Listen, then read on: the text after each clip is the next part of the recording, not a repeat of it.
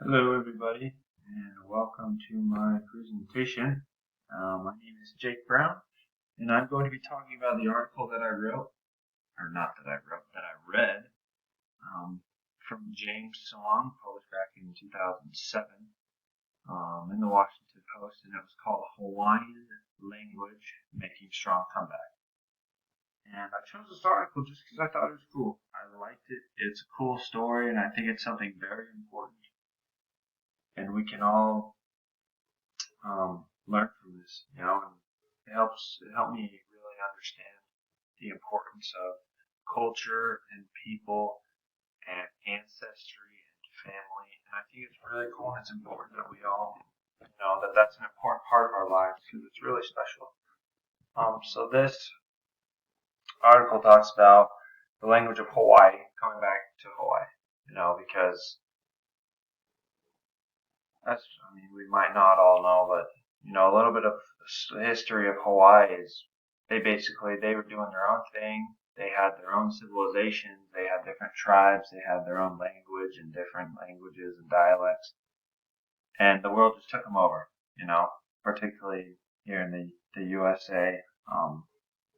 Starting in the 18th century, there were missionaries sent over there, and we just started taking over, and their culture and their language just started disappearing.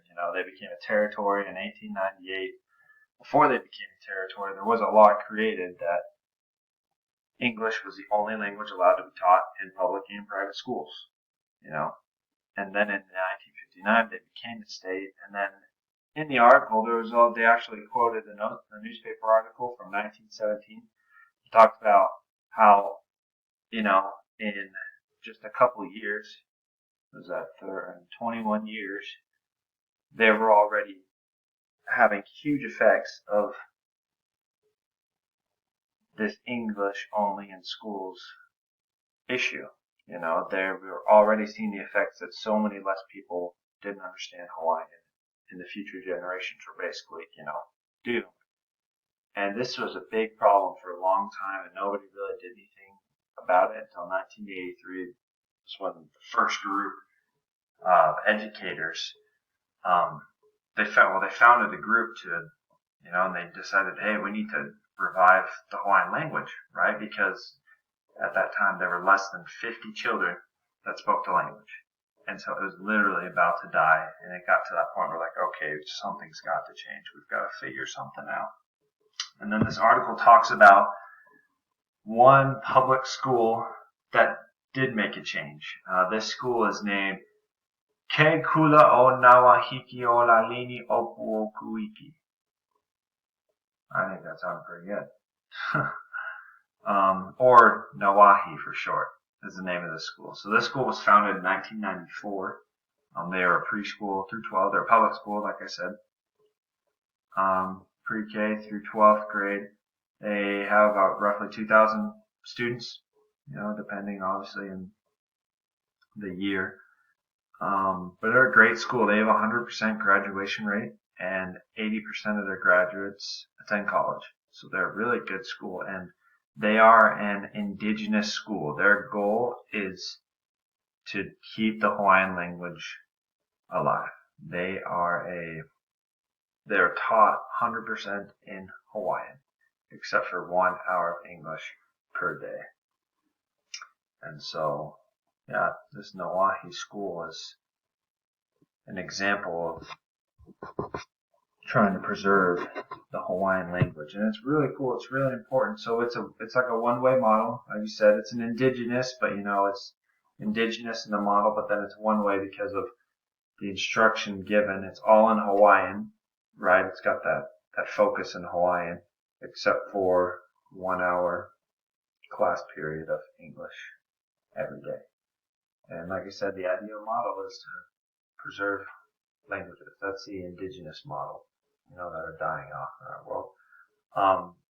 And them teaching only in Hawaiian, it really doesn't have an effect on the students' English because everyone speaks English in their community. They go to school and they are all Hawaiian except for 1 hour a day.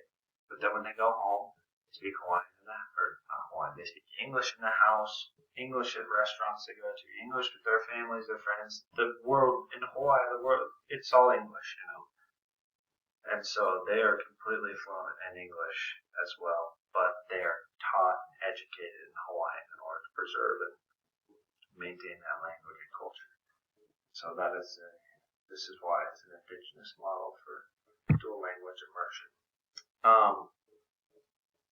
This is a great model, like I said, to help preserve culture and language, and it really can work anywhere in the world. When I think about here in the United States, I think about mainly just the Native American Indians, right? There are so many different tribes and so many different groups, the Utes, the Navajos, the Cherokees. I mean, there's just tons and tons of different Native Americans that were here and they flourished here for a long time, and then, this place was colonized and they're a dying breed, and they live on reservations, and, it's not like they live in teepees and they're isolated. There's a few, random groups that do that, or like up in Canada or in Alaska, Eskimos, that kind of deal. But for the most part, they live normal. I mean, normal is a relative term, but they live lives like any other stereotypical American.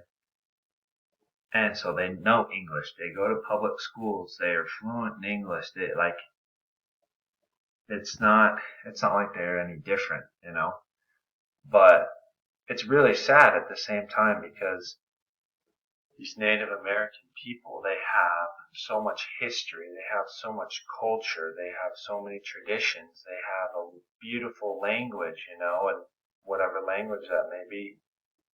And it's disappearing, and it's hard because that's a part of who you are, and it's a part of your ancestry. It's part of your family. It's part of your identity, And the indigenous model is a perfect way to preserve that identity, right? A perfect way for Native American students to be able to be taught in their native language, and then be taught their native customs and their rituals, everything that they do beforehand. And it's not like, that's going to work against them in society, When they, like I said, when they go home after school, they're going to be doing English. When they go to the supermarket, it's going to be in English, They're still in America. English is the dominant language, so their community is still in English. But that is a great way in order to preserve and maintain their language and their culture, because it's something really important. And like it says here in the PowerPoint, there are roughly 150 native languages spoken in the USA. So that is a ton of different languages and identities and cultures. Like I said, there's a ton of them, and they're dying off, which is sad. And, it shouldn't be happening. It's really important in order to preserve all those. And so that's why the indigenous model is really good. And honestly, not just in the United States, but everywhere in the world where there are minority cultures that kind of, been taken over, colonized, like I kind of talked about before. They're on their way to losing their language, losing their culture, and losing all that history, the ancestry. It's so important. It's part of our identity. It happens all over the world, I feel like I'm making the United States sound really bad and terrible for taking over the Native Americans, but everyone in the world, it happened. It's world history, that always happened throughout the history of the world. One group takes over, they establish their dominance in their kingdom, and then they force the people to abide by their laws and to adapt their culture, adapt their language, And that's how it's always been throughout the whole history of the world. And, it's sad, it sucks. And it's happened a lot, but nowadays we have more technology, we have more resources, and we have more options, and we can preserve our cultures and our languages and all these cool things without completely getting rid of that language of the culture, And so it works everywhere. And there's examples of this all over the world where people have been taken over, or a minority group lives, or a certain community lives. It's all over the place, and not just here in the U.S. And then, so I did some research on this, like we were supposed to, and I found this company. It's called the First Nations Development Institute, and I talked about the whole world, but this company, these guys, their focus is to help Native American cultures survive in the U.S., to help preserve their identities, basically. And so that is their number one goal. So they come up with these different projects and these different ideas, and they give money and they give resources, and they help Native Americans throughout, the North American continent to preserve their cultures, right? So like in 2017, they actually did what was called the Native American Immersion Initiative, like literally immersion initiative, through language immersion. They wanted schools like the Nawahi school I talked about. They want to have more schools like that. And so, like I said, it happened in 2017. In 3 years, they've given $2.1 million to different American Indian, Alaskan Native, and Native Hawaiian school programs. They've funded a bunch of different groups of people so that they can create their own immersion programs, like I said. And that is so important, and that is so awesome that there's people like this that help to preserve their languages, right? And to preserve their cultures, because that is super important and it's super important and it's super special that students and future generations are able to retain their culture and retain their way of life. It's good to learn new things. It's important. I think it's important to, learn other cultures and to learn new languages. And especially, if you're living in a different country, you need to adopt and learn some of their ways as well, because you're living there. That's the popular thing to do. That's the community thing to do. But at the same time, like I talked about, your identity, language has so much to do with a person's identity and their culture. And so it's really cool that, we have this company, the First Nations Development Institute. They're based in Colorado, and they come up with projects in order to help Native Americans, to preserve their culture, to preserve their way of living. And so it's really awesome, and that is what an Indigenous model looks like. It's, like I said, we go back to the beginning. It is the way that is the way to preserve a language. That is the way to preserve a culture. You have students go to school, you teach them in the old language,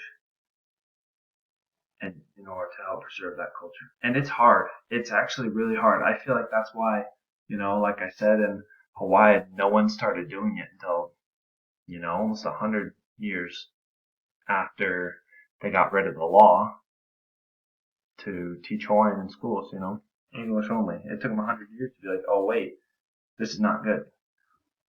And I think it's because it's hard, No one's really done it before. This is still a new thing. We're still learning.